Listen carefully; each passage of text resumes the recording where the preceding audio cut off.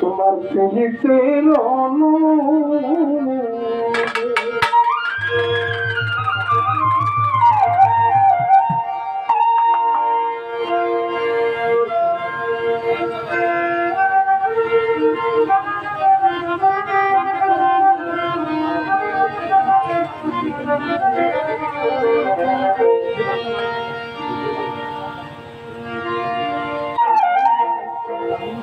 আমি লোকসা বাজাই হইয়া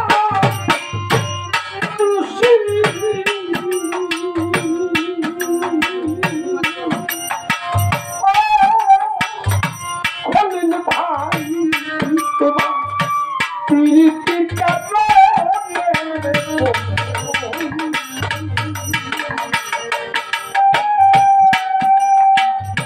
প্রীতির আমাদের আর কত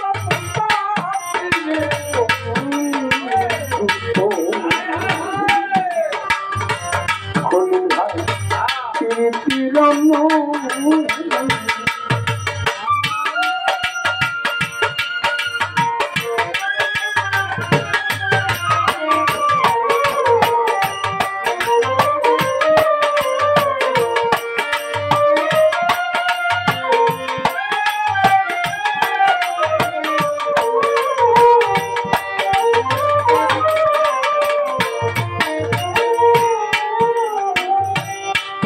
আমি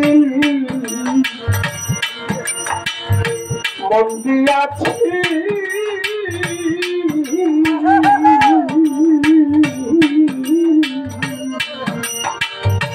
আদরে যতনে বন্ধু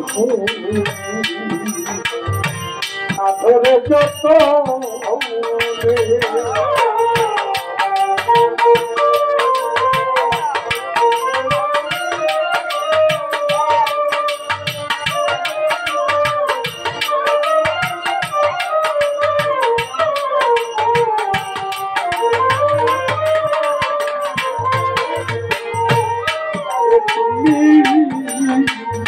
মন দিয়াছ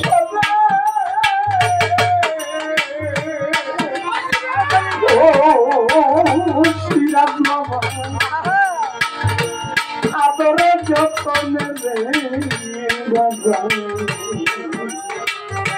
আদরে যত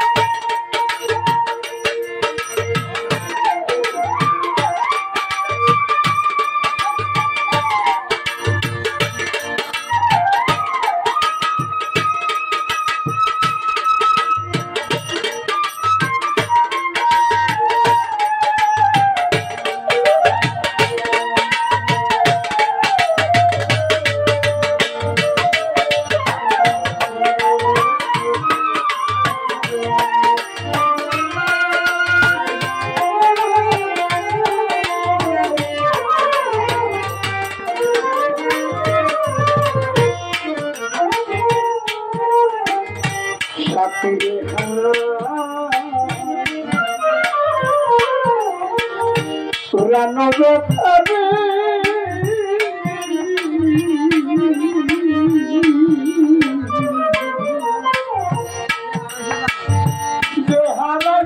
জানে করিম হারাই সে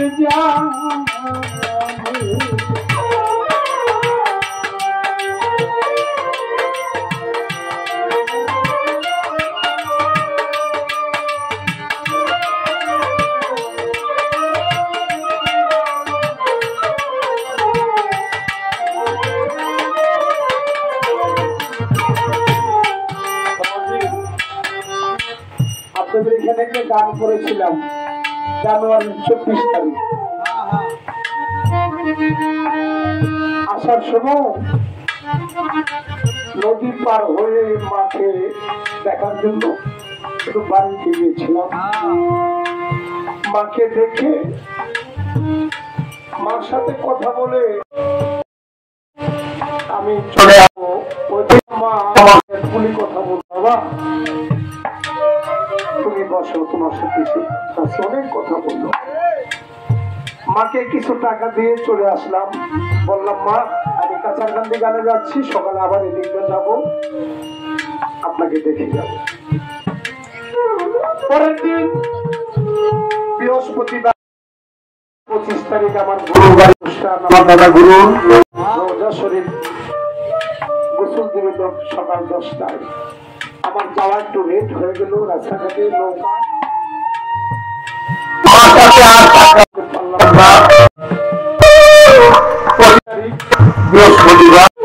26 তারিখ শুক্রবার, 27 তারিখ শনিবার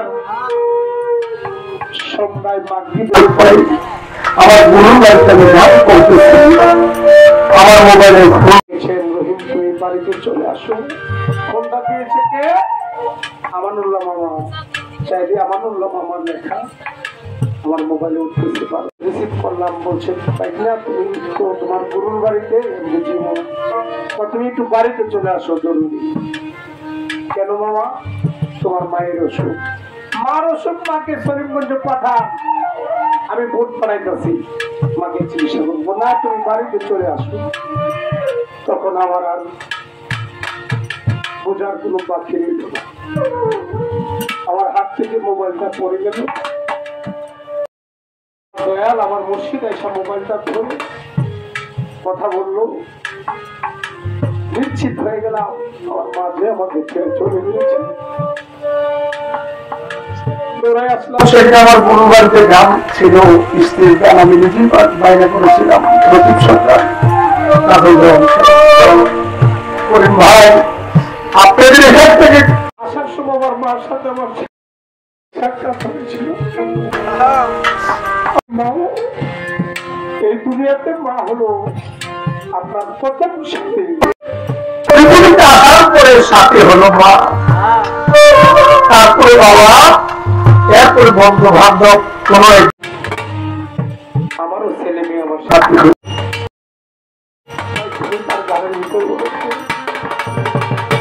সাথী রে রানো বেটা